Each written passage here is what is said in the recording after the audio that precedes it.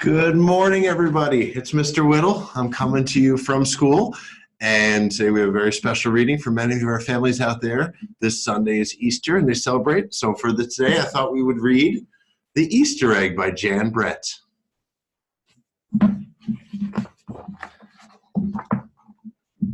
Cheer up, spring is here. Time to start my first ever Easter egg, Hoppy said.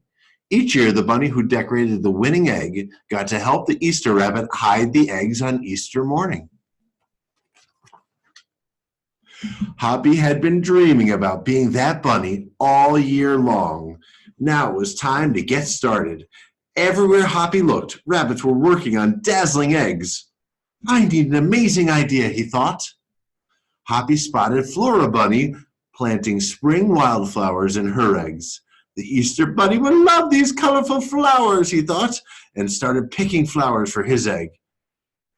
Here's a basket for your flowers, Hoppy, Flora said. Chop, chop, scrape, scrape. Hoppy spied Buster Birch carving a magnificent wooden egg. I wish I had some wood for my egg, he wished out loud. There you go, Hoppy, Buster Birch said as he put a smooth, round piece of wood in Hoppy's basket. Thank you, Buster, Hoppy said. Hoppy was hopping along when the smell of sweetness led him out of the woods and straight to the chocolate egg that Aunt Sassafras was decorating with creamy frosting, squiggles, and bows. Hello, Hoppy, she said as she put some chocolate squares in his basket. Hippity hop, Hoppy exclaimed. I'll make the Easter rabbit a chocolate egg so sweet it will make his whiskers tingle. Then Hoppy saw Granny Irene decorating one of her fabulous story eggs. First, she traced a design on the egg with a special tool. Then she dipped the egg in pots of yellow, green, orange, and red dye, adding to the design each time. Hoppy couldn't believe his eyes. I'll never make an egg that beautiful, he told Granny Irene. She smiled. Try, she said, giving him one of her special tools.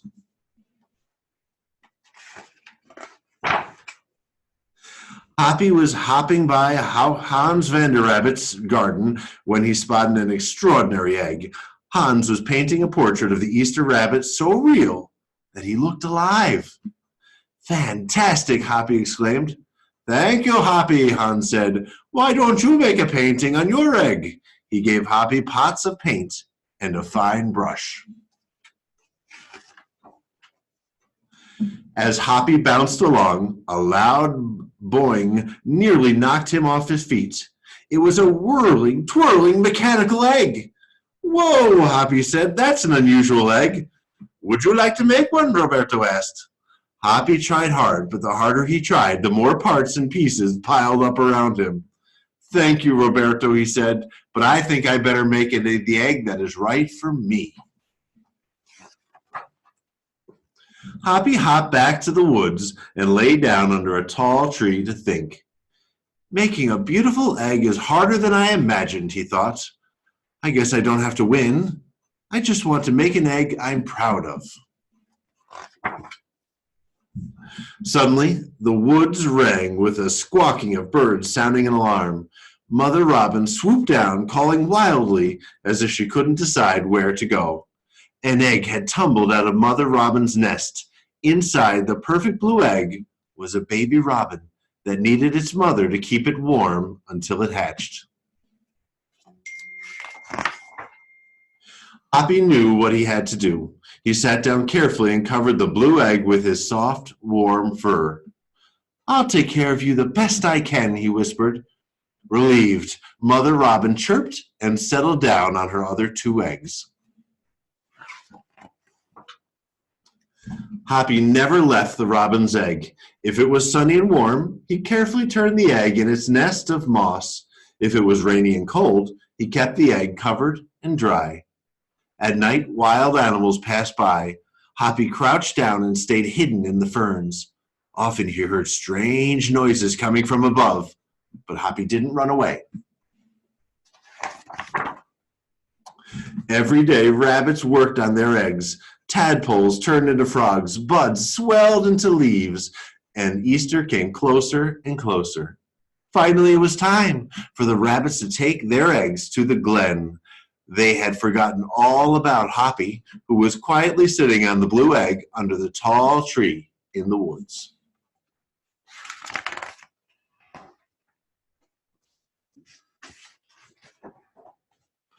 Early the next morning, the rabbits waited for the Easter rabbit. Suddenly, a beautiful wagon rolled toward them out of the mist and stopped. The Easter bunny stepped down from the wagon and admired the decorated eggs one by one. "You have brought me the most beautiful eggs in the world, but a very special one is not here," he told them. The rabbits were puzzled. Whose egg could it be?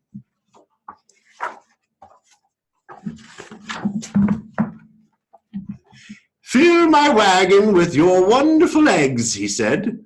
"When I return, I will show it to you." And he disappeared into the woods. He came back with Hoppy looking scruffy and bedraggled. "Hoppy has an amazing egg to be proud of," the Easter rabbit told them.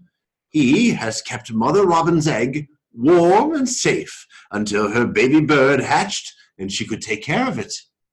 The Easter rabbit placed the empty blue shell in the place of honor atop the wagon. Now they were ready to go.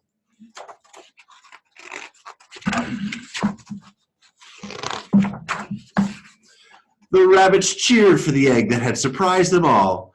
"It's our best Easter ever, Hoppy," they shouted. Then the brave little bunny and the Easter rabbit rode off together to hide the eggs for girls and boys to find on Easter morning. I hope you enjoyed that story. I hope you're having a great day. Have a wonderful weekend. We'll see you soon. Bye, my friends.